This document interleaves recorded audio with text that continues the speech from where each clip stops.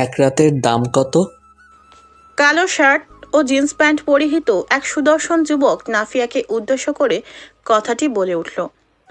খুব ঝড় হচ্ছে, পুরো রাস্তা জনমানবশূন্য। এই শূন্য রাস্তায় ঝড় উপেক্ষা করে নিজ বাড়ির পথে অগ্রসর হচ্ছে নাফিয়া। হঠাৎ একটা কালো গাড়ি এসে থামে তার সামনে এবং গাড়ি থেকে বেরিয়ে আসে একজন পুরুষ, যাকে ল্যাম্পপোস্টের আলোতে দেখে সুদর্শনই মনে হচ্ছে। কিন্তু যুবকটির করা প্রশ্ন নাফিয়ার কানে আসতেই নাফিয়ার কান গরম হয়ে গেল।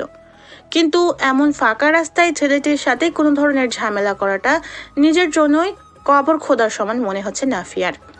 তাই সে কণ্ঠ স্বাভাবিক রেখে বলে ওঠে, আসসালামু আলাইকুম। আপনি আমাকে ভুল ভাবছেন, আমি এক রাতের জন্য কেনা কোনো পণ্য নই। বলেই যে নাফিয়া স্থান ত্যাগ করতে যাবে অমনি যুবকটি নাফিয়ার হাত ধরে ফেলে এবং বলে ওঠে, এত রাতে হাইওয়েতে বোরকা পরিহিত কোনো ভালো মেয়ে রাস্তায় থাকে না। জীবনে এই প্রথম পতিতার সন্ধানে এলাম বলে আমায় বোকা ভাবছ? সীমা অতিক্রম করছেন আপনি, হাত ছাড়ুন আমার। পতিতা হয়েও এত ভাব কেন? বেশি টাকার অন্য কোনো কাস্টমার আছে বলেই কি আমার সাথে আসতে এত নকশা? ব্যাস, রাগের মাত্রা অনিয়ন্ত্রিত হয়ে গেল নাফিয়ার। ঠাস করে একটি চড় বসিয়ে দিল ছেলেটির গালে। কিন্তু চড় বসিয়ে দেবার পর সে বুঝতে পারছে আসলে সে কত বড় ভুল করে বসেছে। ছেলেটির রক্তচক্ষু নিয়ে তাকিয়ে আছে তার দিকে, যেন এখনই আস্ত চিবিয়ে খেয়ে নেবে। নাফিয়া নিজের ভয়কে লুকাবার চেষ্টায় বলে ওঠে, লজ্জা থাকলে এবার আমার হাতটা ছাড়ুন। এ কথায় যুবকটির রাগ আরো বেড়ে গেল। সে নাফিয়ার হাত আরো শক্ত করে ধরে নিজের গাড়ির দিকে হাঁটতে আরম্ভ করলো। এদিকে নাফিয়া অনুভব করছে তার হাতটি বোধহয় ছিঁড়েই যাবে। সে যুবকটিকে বাধা দেওয়ার চেষ্টা করলো, কিন্তু লাভ হলো না। যুবকটি নাফিয়াকে গাড়িতে বসিয়ে সাথে নিজেও বসে গাড়ি স্টার্ট দিতে বলল ড্রাইভারকে। নাফিয়া বারংবার বলে চলেছে তাকে ছেড়ে দিতে, কিন্তু ছেলেটি কানে হেডফোন গুঁজে চোখ বুজে আছে। অনেকটা সময় ছেড়ে দেওয়ার আবেদন করেও যখন লাভ হলো না এবং যুবকটিও চোখ বুজে আছে, সেই সুযোগে নাফিয়া নিজের ব্যাগ থেকে ফোন বের করে ফোনের লক খুলতেই যাবে অমনি লোকটি ছো মেরে নাফিয়ার হাত থেকে ফোনটি নিয়ে নেয়। এতে চমকে নাফিয়া সেই যুবকটির দিকে তাকায়। যুবকটি বলে ওঠে, খবরদার, যদি কোনো চালাকি করার চেষ্টা করো তবে খুব খারাপ হবে। যুবকটির রক্তবর্ণ চোখ দেখে ভয়ে চুপসে যায় Nafia.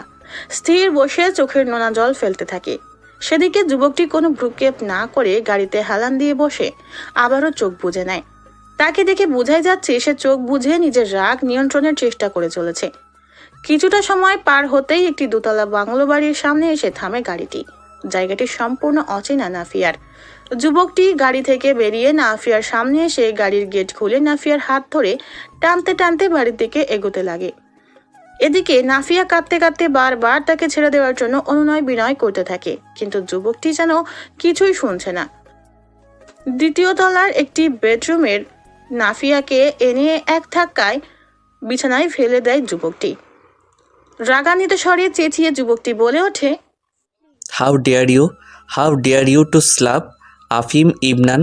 Do you have any idea who I am? You have to pay for this slap. আমাকে মাফ করে দিন প্লিজ, আমি অনেক বড় ভুল করে ফেলেছি, প্লিজ আমাকে ছেড়ে দিন।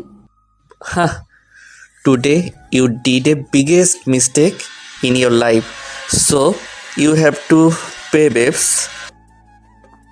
বলেই নিজের শার্টের বোতাম খুলতে খুলতে আফিম এগিয়ে যেতে থাকে নাফিয়ার কাছে। নাফিয়া একটু একটু করে পেছাতে থাকে। আফিম দেরি না করে বিছানার কাছে যেয়ে নাফিয়ার পা ধরে নিজের কাছে টেনে এনে নাফিয়ার উপর ভর দিয়ে শুয়ে পড়ে। নাফিয়া চিৎকার করে বলে ওঠে, প্লিজ আমাকে ছেড়ে দিন, আমি পতিতা নই। কিন্তু আফিম এসব কথা কানে না নিয়ে নাফিয়ার নিকাবটি ধরে টান দেয়। ফলে তা খুলে যায় এবং আফিমের সামনে ফুটে ওঠে এক মায়াবী চেহারা, যা দেখেই তার দিকে দৃষ্টি আটকে গিয়েছে আফিমের। ভাসা ভাসা চোখ, লাভের উপরের দিকে যেমন শেপ ঠিক তেমন শেপের ঠোঁট, খাড়া নাক, গোলগাল চেহারা, সেই সাথে উজ্জ্বল শ্যামলা গায়ের রং। যেখানে আফিম ব্যস্ত নাফিয়ার সৌন্দর্য উপভোগ করতে, সেখানে নাফিয়া কেঁদেই চলছে। কান্নার মাঝে মাঝে নাফিয়ার ঠোঁট কামড়ে ধরছে। নাফিয়ার ঠোঁটগুলো আফিমকে খুব করে টানছে। আফিম যেন একটি ঘোরে চলে গিয়েছে। তার চোখের সামনে শুধু ঠোঁটটিই ভাসছে। ঠোঁট দুটো এই মুহূর্তে ছুঁতে না পারলে যেন বড্ড ক্ষতি হয়ে যাবে আফিমের। আফিম কোনো কিছু না ভেবেই নাফিয়ার ঠোঁটে ঠোঁট বসিয়ে দেয়। প্রায় 5 মিনিট অতিবাহিত হতেই নাফিয়ার ঠোঁট ছেড়ে মাথা উঠাতেই দেখতে পায় নাফিয়া অজ্ঞান হয়ে গিয়েছে। প্রায় সাথে সাথেই আফিম নাফিয়ার উপর থেকে উঠে পানির জগ এনে নাফিয়ার চোখ মুখে পানি ছিটিয়ে দেয়, কিন্তু নাফিয়ার জ্ঞান ফিরে না। এতে বেশ ভয় পেয়ে যায় আফিম। দ্রুত ডাক্তারকে ফোন করে আসতে বলার পর সে নাফিয়ার পরিহিত বোরকা ও হিজাবটি খুলে নাফিয়াকে ঠিক করে বিছানায় শুইয়ে দেয়। 8 ঘন্টার একটু পরেই একজন মহিলা ডক্টর এসে নাফিয়াকে এক্সামিন করে আফিমকে উদ্দেশ্য করে বলে ওঠে, ভয়ের কিছু নেই। মেয়েটি হয়তো প্রচণ্ড ভয় পেয়ে গিয়েছিল কোনো কিছুতে, সেই সাথে হয়তো সকালের পর সারাদিন কিছু খায়নি এবং পরিশ্রম করার ফলে দুর্বলতার জন্য অচেতন হয়েছে। সমস্যা নেই, জ্ঞান ফিরলে স্বাস্থ্যকর কিছু খাবার খেলে এবং রেস্ট নিলে ঠিক হয়ে যাবে। ধন্যবাদ doctor. It's my duty mister আফিম, আজ তবে আসছি। Yeah sure. ডক্টর বিদায় নিতেই আফিম নাফিয়ার কাছে যেয়ে বসে এক দৃষ্টিতে তাকিয়ে থাকে নাফিয়ার দিকে। মেয়েটির চেহারায় যেমন মায়া আছে, ঠিক তেমনই একটা বাচ্চা বাচ্চা ভাব, যেন সে একদম নিষ্পাপ। আফিম বেশ কিছুটা সময় নাফিয়ার দিকে তাকিয়ে থাকার পর হঠাৎ উঠে দাঁড়িয়ে কোনো একটি ব্যক্তিকে কল করে বলে ওঠে, I want every single details about the girl who is in my bedroom right now. বলেই ফোনটি কেটে দেয় আফিম। কিছুটা সময়ের মাঝেই ফ্রেশ হয়ে এসে নাফিয়ার পাশে শুয়ে পড়ে সে। চোখ বন্ধ করতেই কেন যেন তার অস্থির লাগছে। ঘুমেরও আসার নামগন্ধ নেই। তার মন চাইছে তার পাশে শুয়ে থাকা নারীকে এক নজর দেখতে। অবাধ্য মনের বাধ্য হয়ে আফিম তার চোখ জোড়া মেলে তাকায় সে মায়াবী চেহারায়। ঘুম ভাঙতেই আস্তে আস্তে চোখ জোড়া মেলে তাকায় নাফিয়া। শরীরে দুর্বলতা বেশ ভালোই অনুভব করছে সে। সকালে উঠেই কালেমা তায়েবা পড়াটা অভ্যাস তার, তাই কলেমা পড়ে উঠে বসতেই এক অপরিচিত রুমে নিজেকে আবিষ্কার করে সে। সাথে সাথেই তার মনে পড়ে যায় গত রাতের ঘটনাগুলো। চট জলদি সে একরাশ ভয় নিয়ে নিজের দিকে তাকায়। অতঃপর দেখে তার কাপড় ঠিকই আছে এবং শরীর কোনো পরিবর্তন বা ব্যথা নেই। এত কিছুটা শান্ত হলো নাফিয়া এবং মনে মনে বলতে আরম্ভ করলো। ঠিক এমন সময় কক্ষে প্রবেশ করে আফিম। চেহারায় রাগী ভাব আছে, কণ্ঠে বিরক্তি নিয়ে এসে ডেকে ওঠে, মজনু। নিচ থেকে আওয়াজ এলো, স্যার। আর না দাঁড়িয়ে আফিম টাওয়াল নিয়ে ওয়াশরুমে চলে যায় ফ্রেশ হতে। জগিং এর ফলে সারা শরীর ঘরমান্তক তার। এতটা সময় সবকিছুই নীরবে দেখে গেল নাফিয়া। আফিম ওয়াশরুমে যেতেই সে মনে মনে বলে ওঠে, কি ভাব, অসহ্য। কথাটি শেষ করতেই হঠাৎ তার মনে পড়ে তার শরীরে তার বোরখা নেই। চট জলদি সে নিজের আশেপাশে চোখ বুলিয়ে নিজের বোরকা খুঁজতে আরম্ভ করে। বেশি বেগ পেতে হলো না তার। বেডের সামনে সোফাটাতেই তার বোরকাটা পড়ে আছে। নাফিয়া জলদি উঠে তার বোরকাটা পরে নেয়। ঠিক তখনই কক্ষের দরজায় টোকা পড়ার আওয়াজ হয়। মেকআপটা পরে নিয়ে নাফিয়া বলে ওঠে, আসতে পারেন। ম্যাডাম আপনার খাউন। আমি খাবো না, নিয়ে যেতে পারেন। স্যারের অর্ডার ম্যাডাম, আপনার খাউন লাগবো। আর ডাক্তার কইছে আপনার শরীর দুর্বল, ভালো হইলে খাইতে হইব। ডাক্তার? যে কাল আপনি জ্ঞান যাওয়ানোর পর স্যার ডাক্তার ডাকছিল। ও আচ্ছা। কথাটি বলেই নাফিয়া ভাবতে আরম্ভ করলো, সামান্য অচেতন হওয়ায় সেই রাতে ডাক্তার ডেকেছিল, কিন্তু কেন? একটা দেহলোভী জানোয়ারের দ্বারা এটা আমার কাম্য ছিল না। এইখানে খাওয়ানো রাখলাম ম্যাডাম। বললাম তো খাবো না, নিয়ে যান খাবার। কথাটি বলার পরপরই নাফিয়া একটি ভারী গম্ভীর ও শান্ত কণ্ঠস্বর শুনতে পেল। এখানেই থাকতে চাইছো তবে? চোখের ইশারা করতেই মজনু খাবার সোফার সামনের টেবিলে রেখে চলে যায়। কি বলতে চাইছেন? খাবার পুরোটা খেয়ে নিলে তোমায় ছেড়ে দেওয়া হবে, নয়তো এখানেই থাকবে। আমার খাবার নিয়ে আপনাকে চিন্তা না করলেও হবে। শাট আপ ইউ মরণ। দয়াকে চিন্তা ভাবছো কি করে? তোমার মতো মেয়ের জন্য আফিম ইবনান চিন্তিত হবে? Are you out of your mind? বেশ চেঁচিয়ে কথাগুলো বলে ওঠে আফিম। ভয়ে ও অপমান বোধে নাফিয়ার চোখে জল চিকচিক করে ওঠে, যা আফিমের চোখে পড়তেই আফিম সাথে সাথে চোখ সরিয়ে নেয় এবং মনে মনে বলে ওঠে, ওই মায়াবী চোখ জোড়ায় জল বড্ড বেমানান। আমি খাবো না, আমায় যেতে দিন। ঠিক আছে, খেও না। এখানেই থাকতে চাইছো? গত রাতে আমার ঠোঁটের মায়ায় পড়ে গিয়েছো বোধহয়। ঠোঁটে বাঁকা হাসি ঝুলিয়ে কথাগুলো বলতে বলতেই নাফিয়ার দিকে এগিয়ে যায় আফিম। আফিমকে নিজের কাছে আসতে দেখে নাফিয়া বলে ওঠে। খেয়ে নিচ্ছি আমি। বলেই সোফায় বসে যেই খাবারে হাত দিতে যাবে অমনি আফিম বলে ওঠে। Idiot, at first brush your teeth and wash your hands. আফিমের কথায় ঠোঁট উল্টে ওয়াশরুমের দিকে অগ্রসর হয় নাফিয়া। ওয়াশরুমে ঢুকেই সে মনে মনে বলে ওঠে। নিজের ফালতু কথায় আমার মাথা নষ্ট করে আবার নিজেই আমায় এভাবে অপমান করলো। কি ভাবে নিজেকে? কোনো মহাপুরুষ নাকি দুনিয়ার সব থেকে পরিষ্কার ব্যক্তি? হাত মুখ ধুয়ে সোফায় বসে নিজের খাবার শেষ করে নিল নাফিয়া। আর চোখে নাফিয়ার কার্যকলাপ বেশ ভালোভাবেই পর্যবেক্ষণ করছে আফিম। খাওয়া শেষ হতেই নাফিয়া আর দেরি করতে চায় না।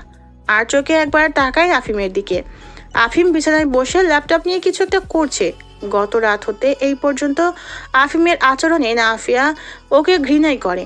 তাই আফিমের সাথে কোনো কথা বলার বিন্দু পরিমাণ ইচ্ছে নেই নাফিয়ার। তাই সে আফিমকে কিছু না বলে নিজের বাড়ি যাওয়ার উদ্দেশ্যে কক্ষ হতে বেরোতেই যাবে অমনি আফিম বলে ওঠে।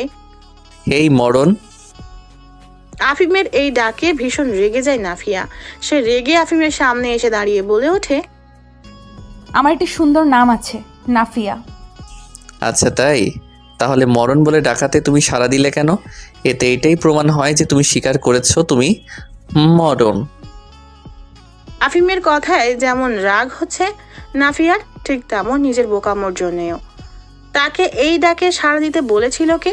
নাফিয়া আর কিছু না বলে আবারও দরজার দিকে অগ্রসর হতেই আফিম বলে ওঠে। কথা শেষ হয়নি আমার, এক পাও আগাবার দুঃসাহস করবে না। দাঁড়িয়ে যায় নাফিয়া। নিজের ভেতর ভীষণ ভয় অনুভব করছে সে। আফিম কি আদৌ তাকে যেতে দিবে? এদিকে এসো।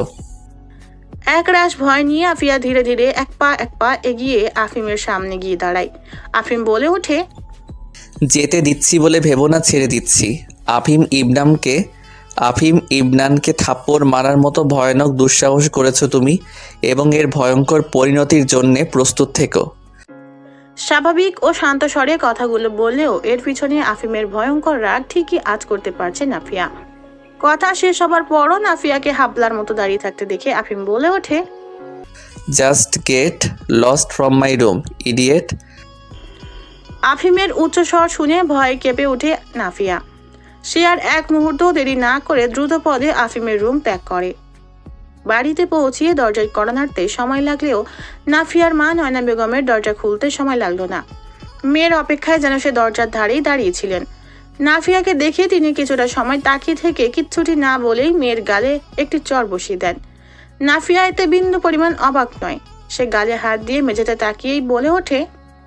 সরি আম্মু, আমি জানি সারা রাত অনেক টেনশন করেছো, কিন্তু কি করব, রাতে ফোনে টাকা ছিল না, তাই তোবার বাসায় যাওয়ার আগে তোমাদের কাউকে জানাতে পারিনি। আর ওখানে যেতেই আন্টি সে কি আপ্যায়ন, সব শেষে ক্লান্তিতে ঘুমিয়ে গিয়েছিলাম। তোমাদের কারোর কল রাতে ঘুমানোর জন্য টের পাইনি, তাই রিসিভও করতে পারিনি।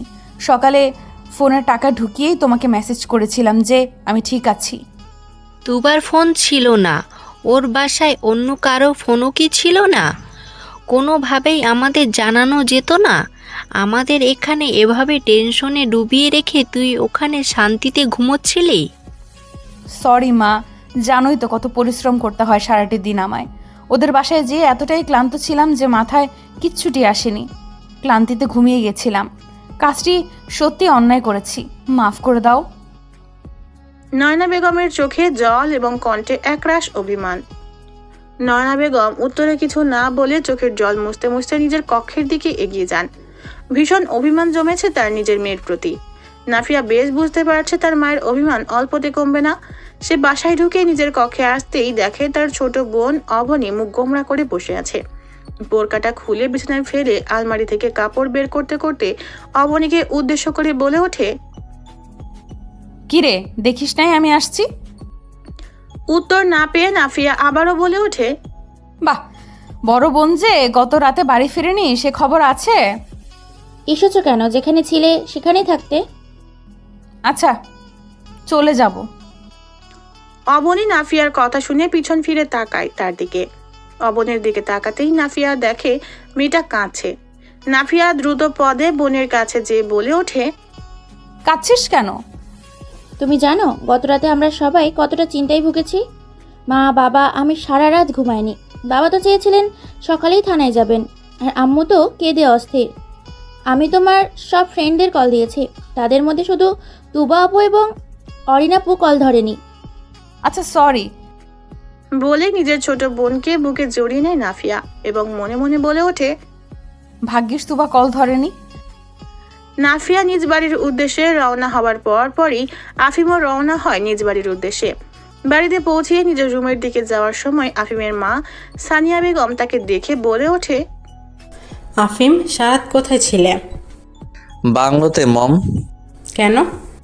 এমনি। এমনি মানে কি? এভাবে না জানিয়ে হঠাৎ বাংলোতে কেন গেলে? ওহে বৌমা, আমার পোতাকে এত প্রশ্ন কেন করছো? জানো সে কোনো ক্রিমিনাল? আম্মা ছোটবেলা থেকে ওকে এভাবে আদর দিয়ে বাদর বানাচ্ছেন। খবরদার আমার পোতাকে নিয়ে একটুও বাজে বকবে না। যাও, ওর জন্য খাবার প্রস্তুত করো। সানিয়া বেগম শাশুড়ির আদেশে রান্নাঘরের দিকে এগিয়ে গেলেন। মায়ের প্রশ্নের ভান্ডার থেকে রেহাই পেয়ে আফিম খুশিতে তার দাদিকে জড়িয়ে ধরে বলে ওঠে, love you. Love you too. তোমার শরীর কেমন এখন? মোটামুটি। তোমার বাবা বলল আমার পরিচর্যা দেখাশোনার জন্য একজন লোক রাখবে। বাহ, কোনো লোক ঠিক করেছে? এখন অবধি না। কথাটি শোনা মাত্র বাঁকা হাসে আফিম। কিছু একটা ভেবে সে তার দাদির গালে চুমু বসিয়ে তার থেকে বিদায় নিয়ে নিজ কক্ষে প্রবেশ করে। তার মুঠো ফোনটি বের করে তাতে একটি নাম্বার ডায়াল করে কানে ধরে। আসসালামু আলাইকুম স্যার। তোমায় গত রাতে একজনের ডিটেলস জেনে আমায় জানাতে বলেছিলাম। জি স্যার, মোটামুটি জেনেছি, কিন্তু পুরোপুরি সবটা এখনো জানতে পারিনি। You people are such a loser. Do your work on time, otherwise you all will lose your job. Sorry sir. I hate sorry. আজ রাতের মধ্যেই সব ডিটেলস রেডি করে ফেলবো স্যার। ফাইন। মেয়েটি কি মধ্যবিত্ত? জি স্যার, সেই সাথে তার একটি বড় ঋণ নেওয়া আছে। কিসের ঋণ? তা এখনো জানতে পারিনি স্যার। কথা শোনা মাত্র রাগ উঠে যায় আফিমের, কিন্তু কোনো মতে সে রাগ চেপে বলে ওঠে, বাবা দাদির জন্যে একজন কেয়ারটেকার রাখার সিদ্ধান্ত নিয়েছেন। I hope you know what you have to do now. জি স্যার, জানি। ঠোঁটে বাঁকা হাসি ঝুলিয়ে ফোনটি কেটে দেয় আফিম। মা, আমার এই চাকরিটা প্রয়োজন, বোঝার চেষ্টা কেন করছো না? কিছু বুঝতে চাচ্ছি না আমি। এই চাকরিটি তুমি করছো না, এটাই আমার শেষ সিদ্ধান্ত। তোমার সিদ্ধান্তকে আমি সম্মান করি, কিন্তু তুমি শুধুই একতরফা ভাবছো মা। তুমি শুধুই আমার সেফটির কথা ভাবছো, কিন্তু একটিবারও ভাবছো না যে এই চাকরিটি করলে আমাদের বিপদ কতটা কেটে যাবে।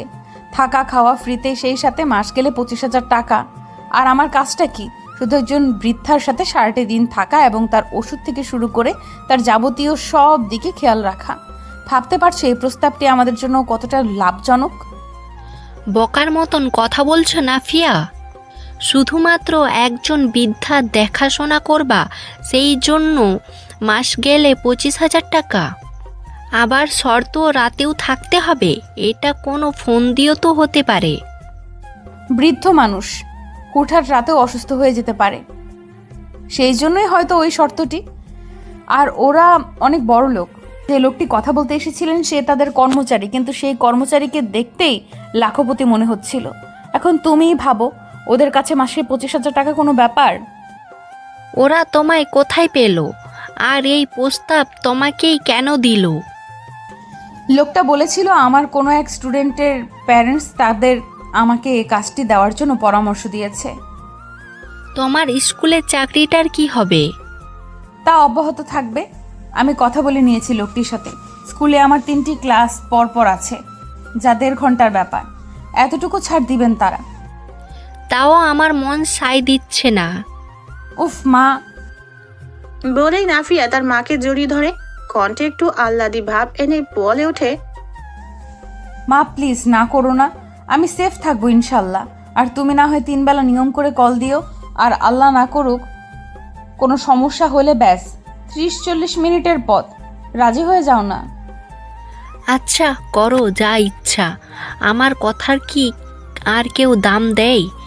বাবা সহ মেয়ে দুটোও তাই করবে যা তাদের মন চাইবে। বলতে বলতেই নাফিয়ার বাহুবন্ধনী হতে নিজেকে ছাড়িয়ে নাফিয়ার কক্ষ ত্যাগ করেন নয়না বেগম। সকাল সকাল নিজের প্রয়োজনীয় জিনিস ব্যাগ ভর্তি করে নিজে প্রস্তুত হয়ে নেয় নাফিয়া। অতঃপর পরিবারের সকলের থেকে বিদায় নিয়ে রওনা হয় নিজের নতুন কর্মস্থলের উদ্দেশ্যে। বিশাল জায়গা নিয়ে ঘেরাও করা একটি 3 তলা বাড়ির সামনে দাঁড়িয়ে আছে নাফিয়া। মুগ্ধ হয়ে বাড়িটি দেখছে সে। সাদা এবং কমলা রঙের বাড়িটির চারপাশ উঁচু দেওয়ালে ঘেরা। দেওয়ালের ভেতরের দিকটা বিভিন্ন ফুল গাছ দ্বারা সজ্জিত। মেন গেটটি যেমন বড় তেমন এর উপর করা কারুকাজগুলো আকর্ষণীয়। মুগ্ধতা নিয়ে নাফিয়া বাড়ির সদর দরজার বেল বাজতেই একটি 21-22 বছরের মেয়ে দরজা খুলে বলে ওঠে, আসসালামু আলাইকুম ম্যাম, কাকে চাই? জি, আমাকে এ বাড়ির একজন বুজুর্গ ব্যক্তির পরিচর্যার দায়িত্বে নিয়োগ করা হয়েছে। ও, ভিতরে আসুন।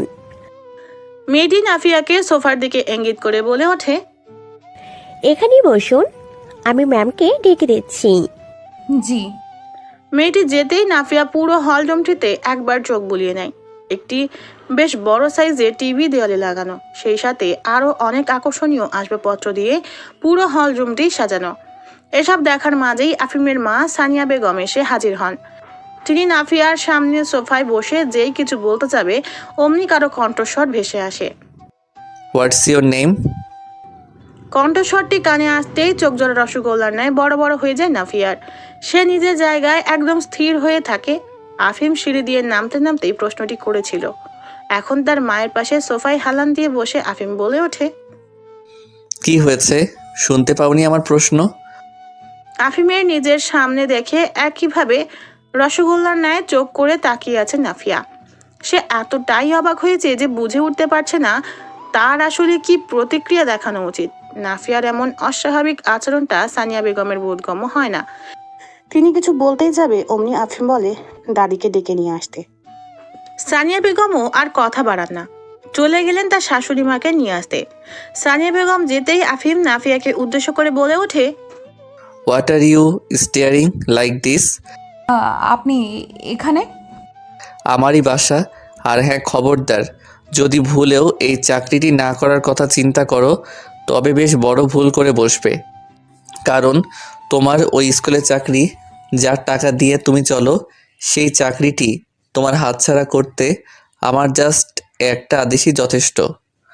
এছাড়াও তোমার এবং তোমার পরিবারের সদস্যদের জীবন নরক বানিয়ে দেওয়াও তেমন কোনো কঠিন কাজ নয় আমার জন্যে।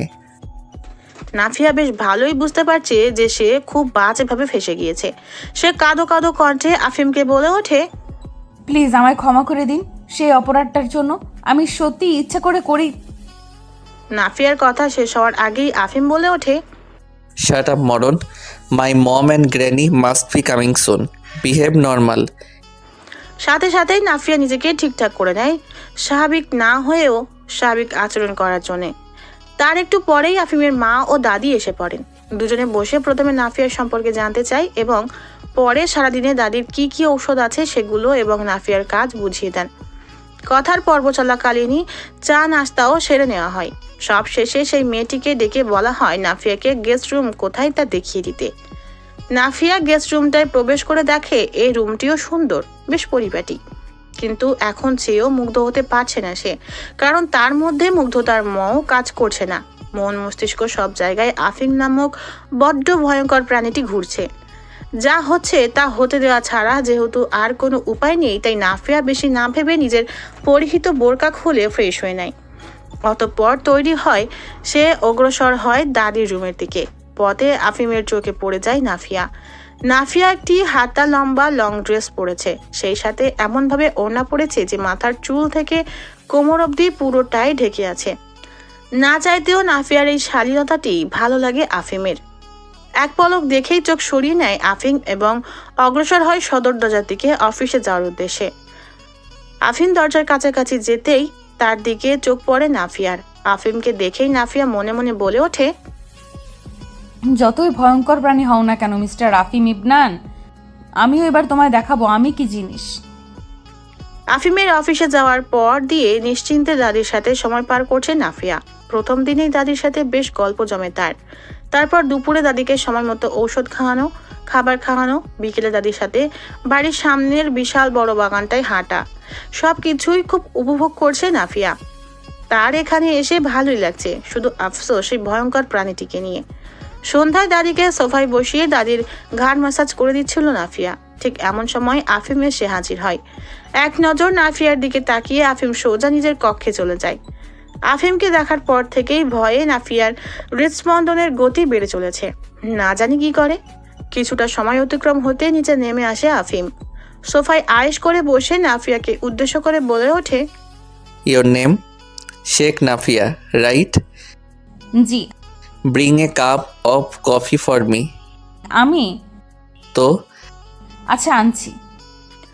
বলে রান্নাঘরের দিকে যেতে যেতে নাফিয়া মনে মনে বলে ভাবে, এই কাজটা তো আমার না, তাহলে আমি কেন করছি? করব নাকি করব না? থুর, না করলে আবার না জানি কি শাস্তি দেয়। তার চেয়ে এক কাপ কফি বানালে ক্ষতি নেই। কফি বানিয়ে আফিমের কাছে এসে কফির মগটি তার দিকে এগিয়ে দেয় নাফিয়া। আফিম কফির মগটি নেওয়ার সময় হুট করে মগটি তার হাত থেকে পিছলে পড়ে যায়, ফলে গরম কফি ছিটকে গিয়ে পড়ে নাফিয়ার পায়ের উপর। সোফাতেই বসেছিলেন দাদি। নাফিয়ার পায়ে গরম কফি পড়তে দেখে তিনি দ্রুত উঠে টি টেবিলে রাখা পানির জগ হতে কিছু পানি নাফিয়ার পায়ে ঢেলে দিলেন। নাফিয়ার পাটা জ্বলছে, সে ঠোঁটের ঠোঁট চেপে সহ্য করছে। দাদি নাফিয়াকে আফিমের পাশে বসিয়ে একজন গৃহ পরিচারিকাকে ডেকে মলম আনতে বললেন। মলম আনা হলো, তা নাফিয়ার পায়ে লাগাবার কিছুটা সময় পরই জ্বালাটা কমে যায়। পরিস্থিতি স্বাভাবিক হতেই দাদি আফিমকে উদ্দেশ্য করে বলে ওঠে, তোমার ভুলে মেয়েটায় ব্যথা পেল, তাকে একটু সরি পর্যন্ত না বলে তুমি পত্রিকায় মুখ গুজে আছো, এ কেমন ভদ্রতা? I am sorry miss Sheikh. আফিমের দিকে তাকাতেই নাফিয়া দেখে আফিমের ঠোঁটে বাঁকা হাসি, যা দাদির নজরে পড়েনি। আফিমের এই হাসিটির অর্থই হচ্ছে কাজটি আফিম ইচ্ছাকৃতভাবে করেছে। তাতে দাঁত চেপে নিজের রাগটি নিয়ন্ত্রণ করে নাফিয়া বলে ওঠে, দাদি, আমি নিজের রুমে যেতে চাচ্ছি, যাব? হ্যাঁ হ্যাঁ, যাও। নাফিয়া সোফা থেকে উঠে আফিমের সামনে থেকে যাওয়ার সময় ইচ্ছে করে এমনভাবে আফিমের পায়ের উপর পাড়া দিল যেন এটি অনিচ্ছাকৃত হয়েছে। পায়ে উঁচু জুতো থাকায় আফিমের পা খানিকটা কেটে যায়।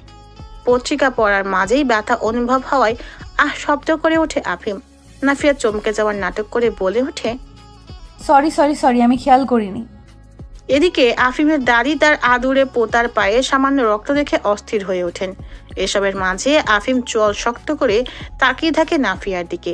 সে বেশ বুঝতে পারছে নাফিয়া এটি ইচ্ছে করেই করেছে। আফিমের এমন রাগান্বিত চাহনিতে নাফিয়ার হৃদস্পন্দন থেমে থেমে যাচ্ছে। সে মনে মনে ভাবে, বাইরে খুব বৃষ্টি হচ্ছে। বৃষ্টির শব্দ, তার মনোমুগ্ধকর ঘ্রাণ ও ঠান্ডা বাতাসের পরশ মানুষের মন মস্তিষ্কে শান্তি এনে দেয় এবং উপহার দেয় চরম আরামদায়ক নিদ্রা।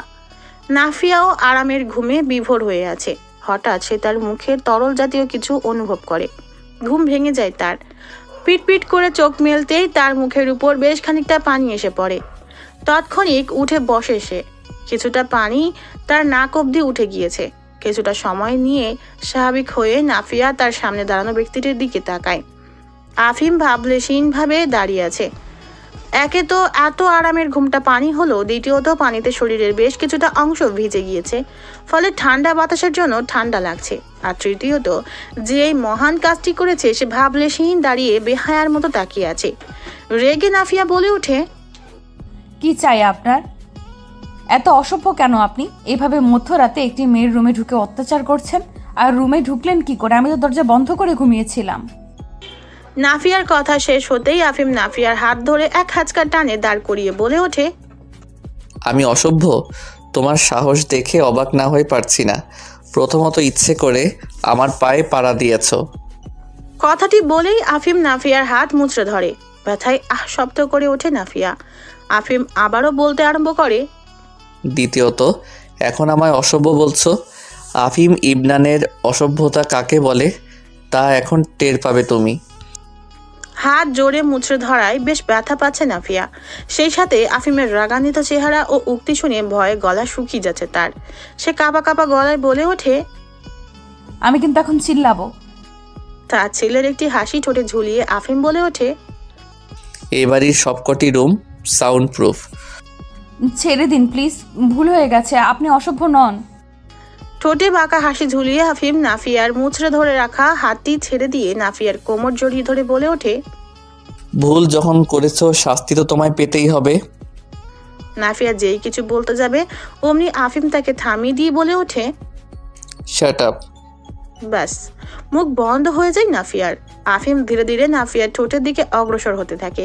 এটি দেখে নাফিয়া ভাবে হয়তো প্রথম দিনের মতো আজও আফিম একই কাজ করবে, তাই সে চটজলদি নিজের ঠোঁট হাত দিয়ে চেপে ধরে, কিন্তু লাভ হয় না।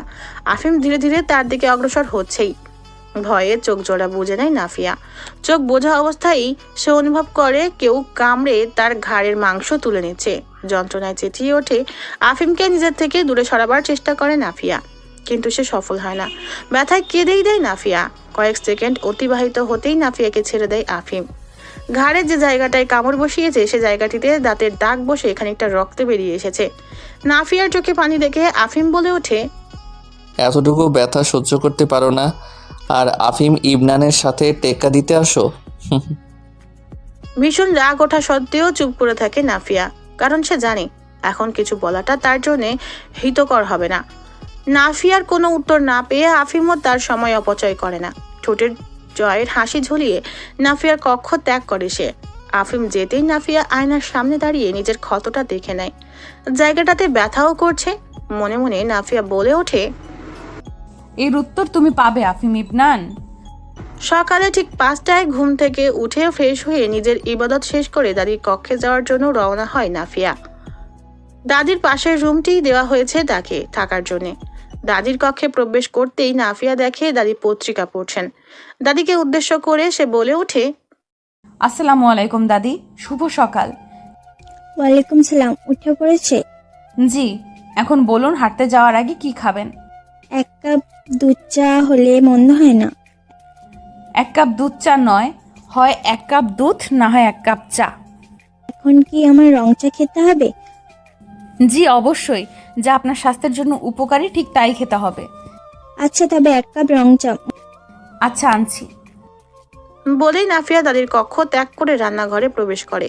রান্নাঘরে দুজন রাঁধুনি সকালের নাস্তা তৈরির প্রস্তুতি নিচ্ছে। নাফিয়া তাদের একজনকে উদ্দেশ্য করে বলে ওঠে, আপু, দাদির রং চা চেয়েছেন, এখনই বানিয়ে দিতে পারবেন তো? জি অবশ্যই ম্যাম। ম্যাম বলার প্রয়োজন নেই, আপনি আমার বড়, তাই নাফিয়াই বলুন। জি আচ্ছা। আরেকটি কথা, আজ থেকে দাদির 3 বেলার খাদ্য তালিকায় কি কি খাবার থাকবে তা আমার থেকে অবশ্যই জেনে নেবেন। ঠিক আছে। আজ তার সকালের নাস্তার জন্য 2টি রুটি, এই যে এই বাটির 1 বাটি গরুর কলিজা এবং ডিম তৈরি করবেন।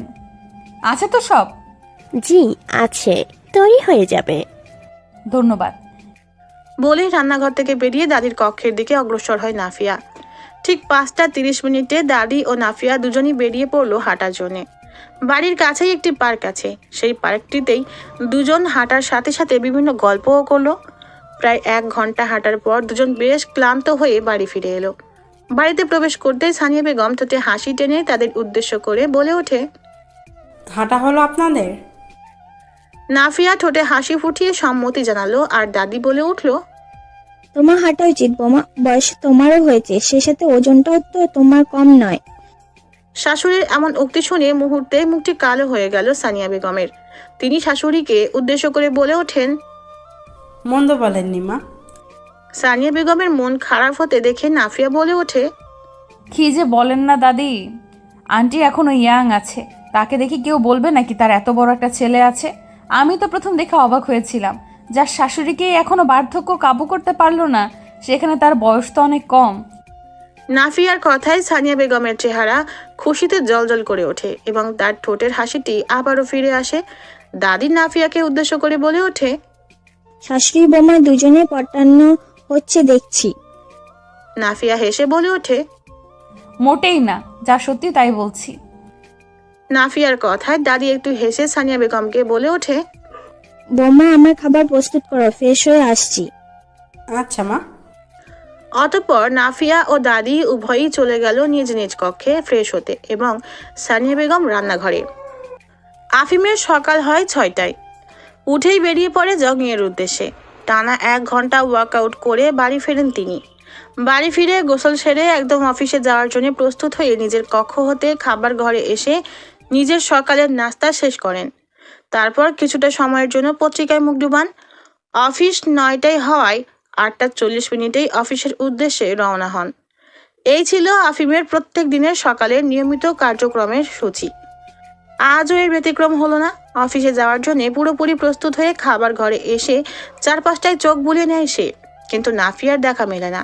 তাই খাওয়াটা শেষ করে আফিম তার দাদির কক্ষে যায়, হয়তো নাফিয়া সেখানেই আছে এই ভেবে। কিন্তু দাদির কক্ষেও নাফিয়ার খোঁজ মেলে না। আফিমকে সকাল সকাল নিজের কক্ষে আবিষ্কার করে বেশ বিস্মিত হন দাদি। তিনি কৌতূহল দমিয়ে না রেখে জিজ্ঞেস করে বসেন, আজ সকাল সকাল আমার রুমে?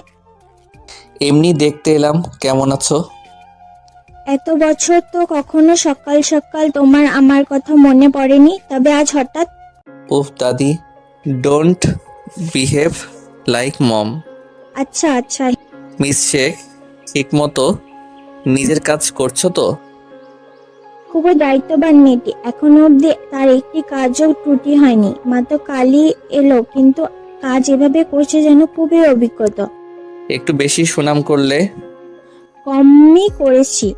তা যাই হোক, এখন কই মহারানী? তোমাকে একা ফেলে নিজেতে মত্ত হয়ে আছে আর তুমি বসে তার সুনাম করছো? ওর স্কুলে ক্লাস শুরু হয় 7:30-এ, এই তাই স্কুলের উদ্দেশ্যে বেরিয়েছে। কথাটি শুনে আফিম মনে মনে বলে উঠল, ইস, ভুলেই গিয়েছিলাম, সকাল সকাল এক ডোজ দিয়ে যাব, তার হচ্ছে না।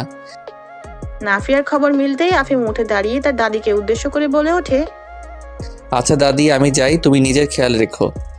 কথাটি শেষ করে দাদির দিকে একটা ফ্লাইং কিস ছুড়ে কক্ষ ত্যাগ করে সে। 7:30 হতে 9টা অবধি 3টে ক্লাস নেয় নাফিয়া। প্রথম, তৃতীয় এবং চতুর্থ এই 3টি শ্রেণীর 3টি বিষয়ের ক্লাস নেয় সে। 9টা বাজে ক্লাস নেওয়ার শেষে বাসায় এসে পৌঁছায় নাফিয়া। ফ্রেশ হয়ে দাদির কক্ষে যেতেই দেখে দাদি ঘুমিয়ে আছেন, তাই আবার নিজের কক্ষে ফিরে আসে সে। বিছানায় গায়ে লিয়ে দিতেই তার চোখের সামনে ভেসে ওঠে গত রাতের আফিমের করা কাজটি। আফিমের এই কাজটির একটি পাল্টা জবাব তার দিতেই হবে, কিন্তু কিভাবে দিবে তাই ভাবনার বিষয়। শুয়ে শুয়ে এটি ভাবতেই ব্যস্ত হয়ে পড়ল নাফিয়া। সন্ধ্যায় সবাই হলরুমে বসে টিভি দেখছে।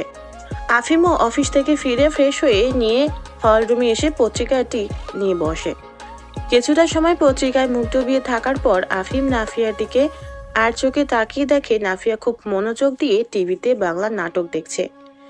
নাফিয়ার এত শান্তি তার সহ্য হওয়ার নয়। সে নাফিয়াকে উদ্দেশ্য করে বলে ওঠে, মিস শেখ, আমার জন্য এক কাপ কফি নিয়ে আসবেন কি?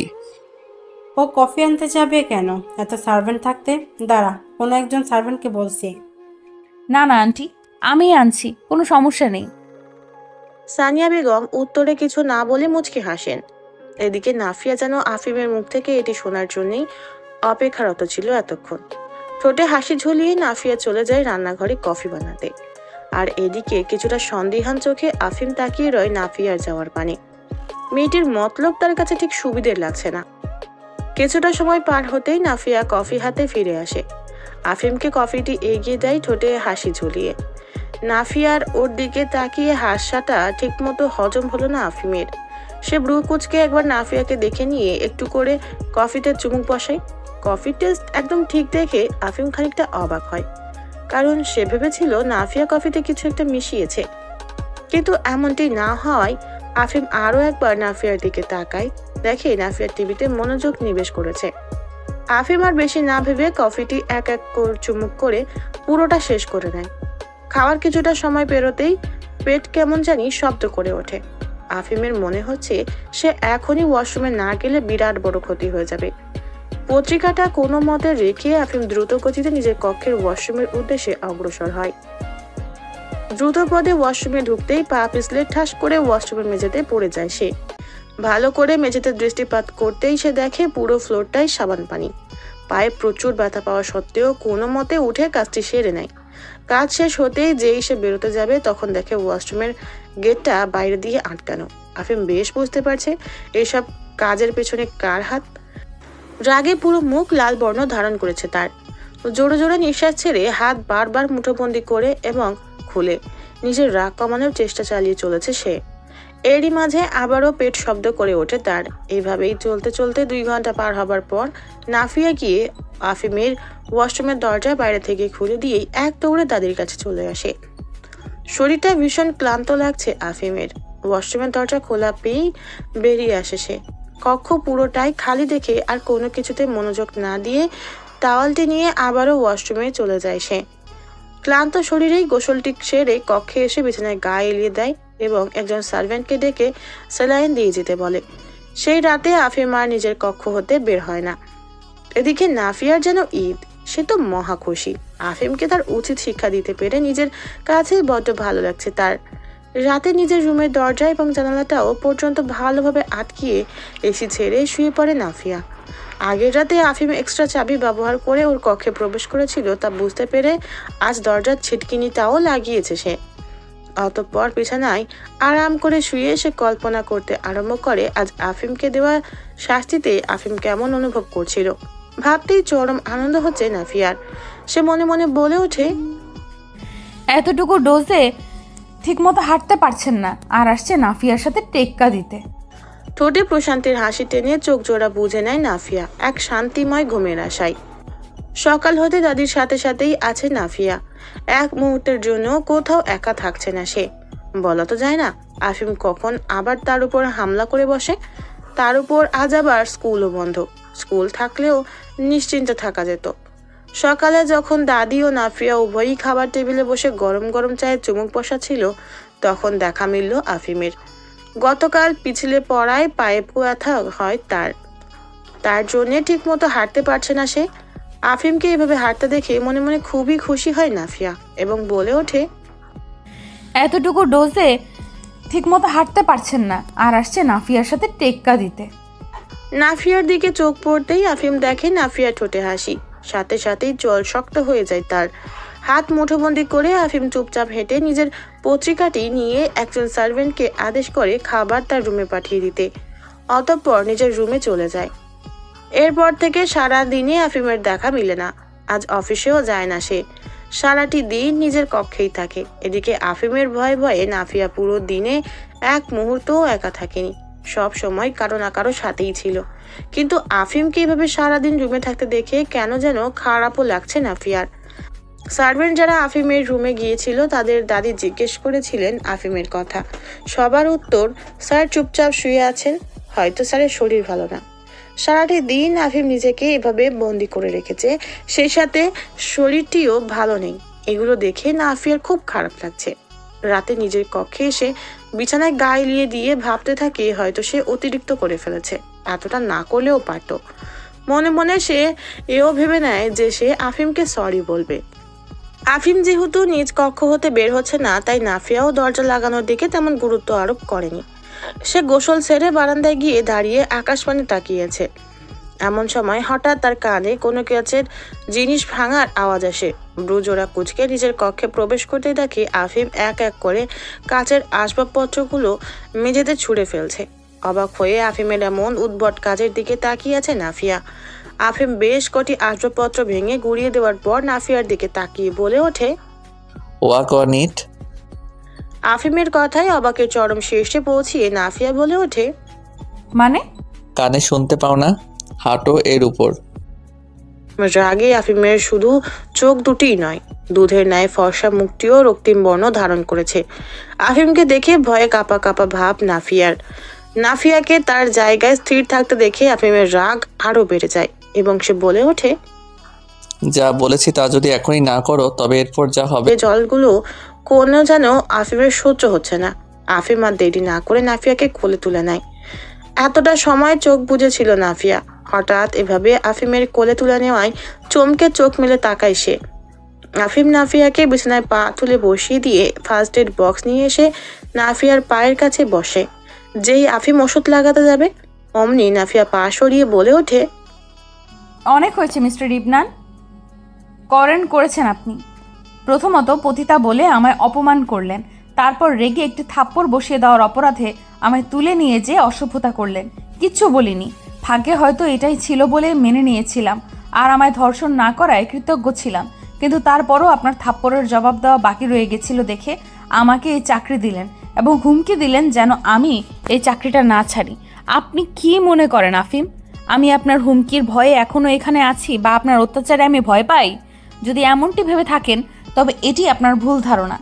আমি এখনও আছি আমার পরিবারের স্বার্থে, তাদের আর্থিক সহায়তা করার জন্য। আর আপনার এই অত্যাচার যদি ভয়েই পেতাম তবে আপনাকে পাল্টা জবাব দেওয়ার সাহস দেখাতাম না। তাই আমাকে দয়া দেখাতে আসবেন না।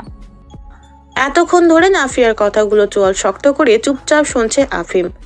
নাফিয়ার পায়ের অবস্থা অতটা ভালো না। আরো কিছুক্ষণ ধরে রক্ত এভাবে পড়লে নাফিয়া জ্ঞান হারাবে। আফিমের যথেষ্ট রাগ ওঠা সত্ত্বেও সে এখন কিছু বলতে চাচ্ছে না। নাফিয়া আবারও বলে ওঠে, এক মিনিট, আপনার মাঝে আদৌ দয়া নামক কোনো অনুভূতি আছে নাকি সব নাটক? আমার তো মনে হয় নাটকই, কারণ যে ছেলে দিনের আলোয় সফল বিজনেসম্যান, রাতের অন্ধকারে সে এক পতিতা সন্ধানী। দেহ লোভী কোনো ব্যক্তির মানবীয় গুণাবলী থাকে না। আপনারও নেই। বাস। এতক্ষণ নিজের রাগ নিয়ন্ত্রণে রাখতে পারলেও এখন আফিমের সহ্যের সীমা অতিক্রম হয়ে গিয়েছে। সে নাফিয়ার মুখ এক হাতে শক্ত করে চেপে ধরে বলে ওঠে, who the hell are you to জাজ মি? কি জানো তুমি আমার সম্পর্কে?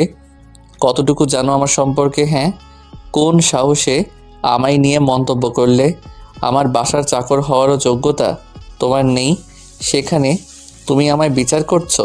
আমি যদি দেহ লোভী হতাম তবে আমার গার্লফ্রেন্ড তাকে স্পর্শ না করার অপরাধে আমার পুরুষত্বের উপর প্রশ্ন তুলে আমায় ছেড়ে যেত না।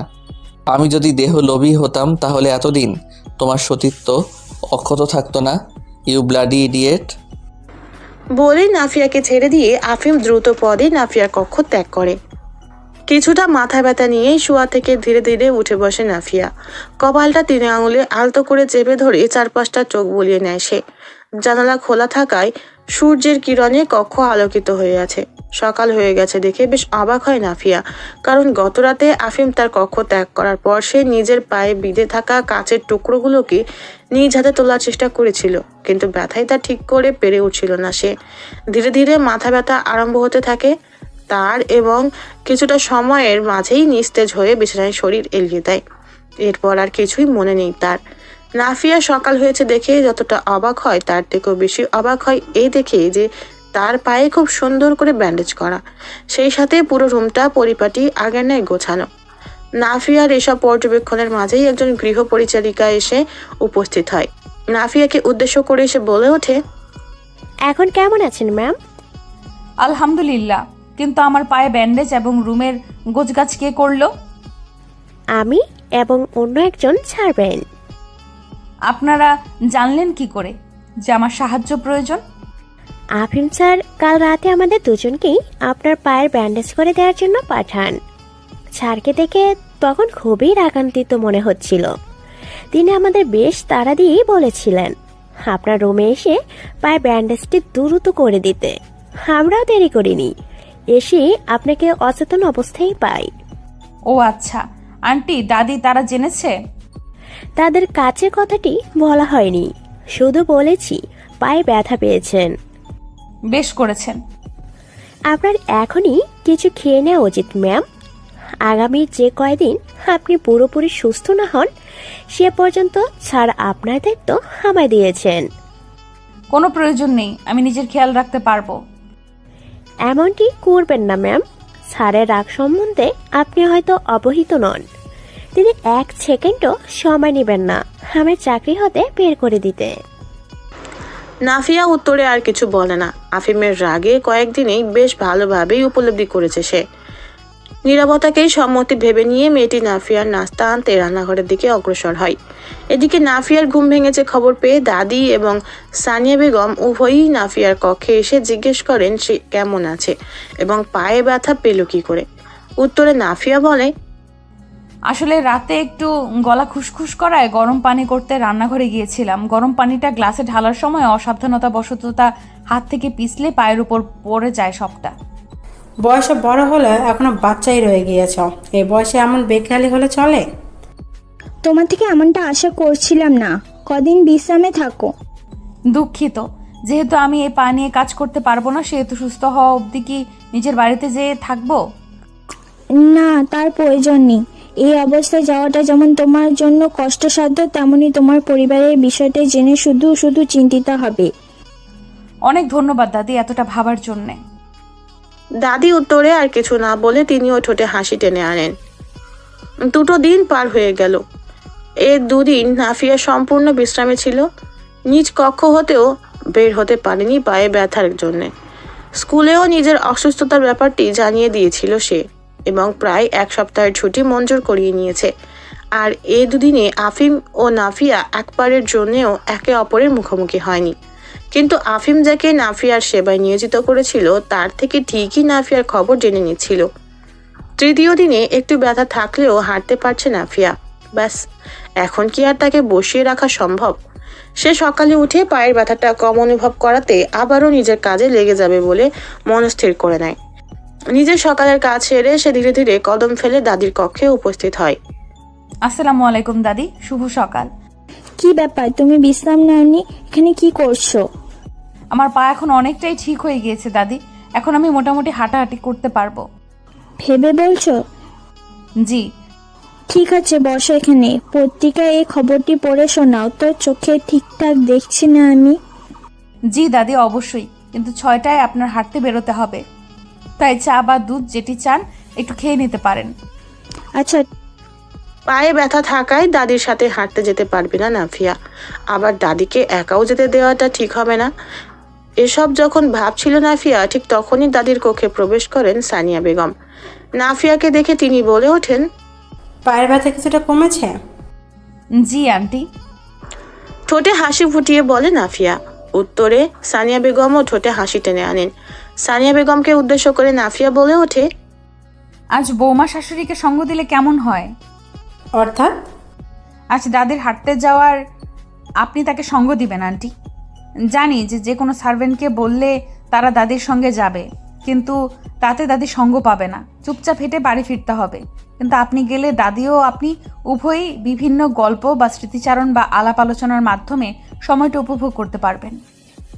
নাফিয়ার কথায় বেশ খুশি হয়ে দাদি বলে ওঠেন, যথার্থ বলেছ বৌমা। আর যেহেতু নাফিয়া যেতে পারছে না, সেহেতু তুমি যাবে তো আমার সাথে? ঠোঁটে হাসি ঝুলিয়ে বলেন সানিয়া বেগম। নাফিয়ার কথাটি শাশুড়ি বৌমা উভয়েরই পছন্দ হয়, কারণ বেশ অনেক দিনই হলো তারা শাশুড়ি বৌমা মন খুলে কথা বলেন না। ছাদের রেলিং ধরে সূর্যের আলোর অনুপস্থিতিতে কালো বর্ণ ধারণ করা আকাশপানে তাকিয়ে আছে নাফিয়া। সূর্যের আলো যে সবটাই অনুপস্থিত তা কিন্তু নয়। চাঁদের পেছনে লুকিয়ে নিজের আলো জ্যোৎস্নারূপে পৃথিবীতে প্রেরণ করছেন সূর্যমামা। আর নাফিয়া মন্ত্রমুগ্ধ হয়ে জ্যোৎস্না বিলাস করছে। একা একা নির্জন রাত ও সেই সাথে শীতল হাওয়া ও জ্যোৎস্না, এ অনুভূতিটি ভাষায় প্রকাশ করার মতো নয়। কিছুটা সময় এভাবেই কাটানোর পর হঠাৎ নিজের পাশে কারো উপস্থিতি অনুভব করে নাফিয়া। পাশ ফিরে তাকাতেই দেখে আফিম দাঁড়িয়ে আছে। আফিমের থেকে দৃষ্টি সরিয়ে স্থান ত্যাগ করার উদ্দেশ্যে পা বাড়াতেই আফিম বলে ওঠে, সরি।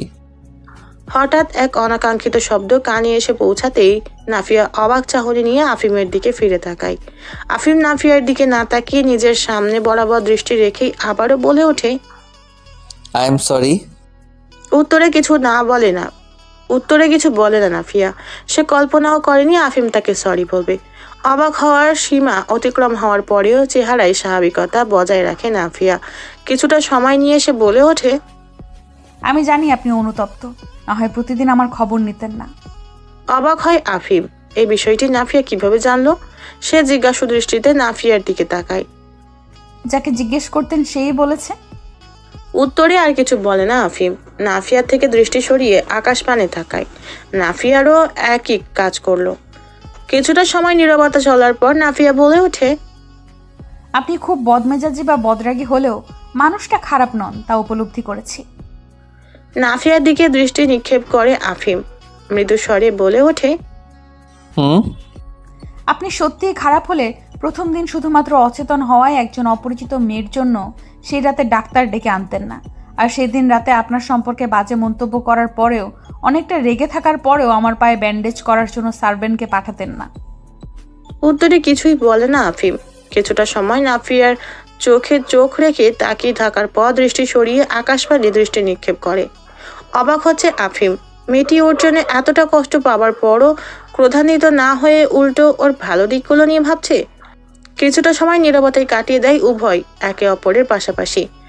অতঃপর নাফিয়া তার কক্ষে যাওয়ার উদ্দেশ্যে পা বাড়িয়েও থেমে যেয়ে বলে ওঠে, কারো কথায় নিজেকে বিচার করা বোকামো। আপনি জানেন আপনি অক্ষম নন, তবে আপনি সত্যিই অক্ষম নন আফিম। বলে আর দাঁড়ায় না নাফিয়া, সে নিজের কক্ষের পথে অগ্রসর হয়। এদিকে নাফিয়ার কথায় আলতো এক হাসি ফুটে ওঠে আফিমের ঠোঁটে। বাচ্চাদের কাছে খুব প্রিয় একটি দিন হচ্ছে শুক্রবার। ঠিক তেমনই কিছু আরামপ্রিয় মানুষের কাছে শুক্রবারের আর এক নাম প্রেম। বাচ্চারা শুক্রবার পছন্দ করে পড়াশোনা দিয়ে একটি দিন রেহাই মিলবে বলে, আর আরামপ্রিয় মানুষেরা শুক্রবারে প্রেম খুঁজে পায়। তাদের প্রেম হয় সকালের এক লম্বা ঘুমের সাথে। আহা, সকালের ঘুমটা সে যে কি শান্তিময়। নাফিয়া আরামপ্রিয় মানুষের কাতারেই পড়ে। আজ শুক্রবার, সে তো কোনোভাবেই 10টার আগে বিছানা ছাড়তে রাজি নয়, কিন্তু 5:40 তার দরজায় কড়া নাড়ার শব্দ। এমন প্রেমময় ঘুমের মায়া কাটিয়ে দরজার ওপাশের ব্যক্তিকে সাড়া দেওয়ার বিন্দু পরিমাণ ইচ্ছে তার নেই। ওদিকে দরজার ওপাশের মানুষটি কয়েক সেকেন্ডের বিরতি নিয়ে নিয়ে দরজায় কড়া নেড়ে চলেছে। একরাশ বিরক্তি নিয়ে উঠে দরজা খুলে নাফিয়া। চোখে মুখে বিরক্তির ছাপ ফেলে বলে ওঠে, আজ শুক্রবার, আমি ঘুমাবো। নাফিয়ার উক্তি শুনে গৃহ পরিচারিকা ঠোঁটে হাসি ফুটিয়ে বলে ওঠে, ম্যাম, আপনি এখন ছাত্র জীবনে নেই, যে শুক্রবার ছুটির দিন উদযাপন করবেন। বিরক্তিভাব বজায় রেখে নাফিয়া বলে ওঠে, কি বলতে চাইছেন? দাদি ডাকছেন আপনায়। এবার ঠোঁট উল্টে কাঁদো কাঁদো কণ্ঠে নাফিয়া বলে ওঠে, আসছি। অতঃপর তৈরি হয় সে দাদির কক্ষে উপস্থিত হয়। দাদির কক্ষে সানিয়া বেগম এবং দাদি উভয়ই বড় এক জানালার ধারে পাতানো 2 জোড়া সোফায় দুজনে বসে আছেন। নাফিয়া তাদের সালাম দিয়ে তাদের কাছে গিয়ে বসে। সানিয়া বেগম নাফিয়াকে উদ্দেশ্য করে বলে ওঠে, নাফিয়া, পায়ের ব্যথা তো মনে হয় এখন আর নেই। জি আন্টি। শুক্রবার আর শনিবার আফিম অফিসে যায় না, ওর আলাদা কিছু কাজ থাকে, তার জন্য এই 2 দিন বরাদ্দকৃত। ভাবছি ওকে বলবো আজ কাজ বাদ দিয়ে আমাদের নিয়ে কোথাও ঘুরতে যেতে।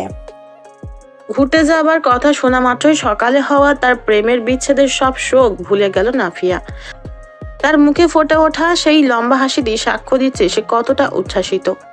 নাফিয়া সানিয়া বেগমকে উদ্দেশ্য করে বলে ওঠে, কখন যাব আমরা? নাফিয়ার এমন আগ্রহ দেখে আলতো হাসেন সানিয়া বেগম এবং উত্তরে বলেন, দেখি আফিম কি বলে। সাথে সাথেই মুখের হাসি বিলীন হয়ে গেল নাফিয়ার।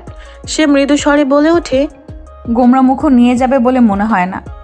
কিছু বললে? না আন্টি। দাদি রাজি তো যেতে? হ্যাঁ। নীল পাঞ্জাবি ও সাদা পায়জামা পরিহিত আফিম সিঁড়ি বেয়ে নিজ কক্ষ হতে হলরুমের উদ্দেশ্যেই আসছে। হলরুমের সোফাতে বসেছিল নাফিয়া ও দাদি। পায়ের শব্দ পেয়ে নাফিয়া সিঁড়ির দিকে তাকায়।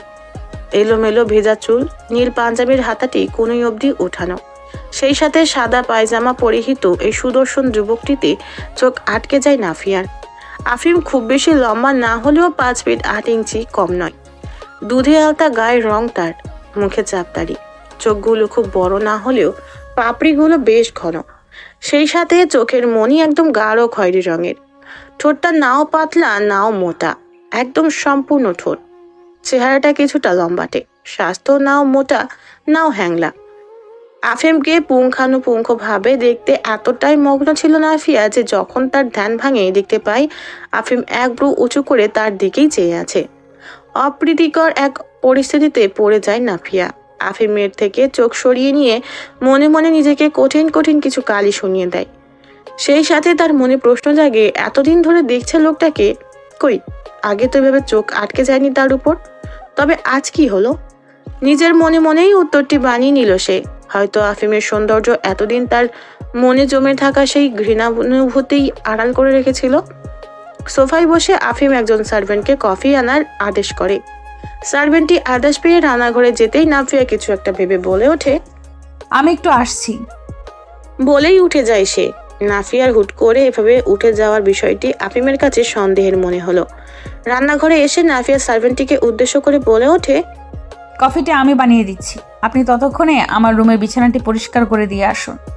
একটু বিশ্রাম নিতে চাইছি, কিন্তু বিছানাটি অপরিষ্কার। ঠিক আছে ম্যাম, আমি অন্য কাউকে বলছি।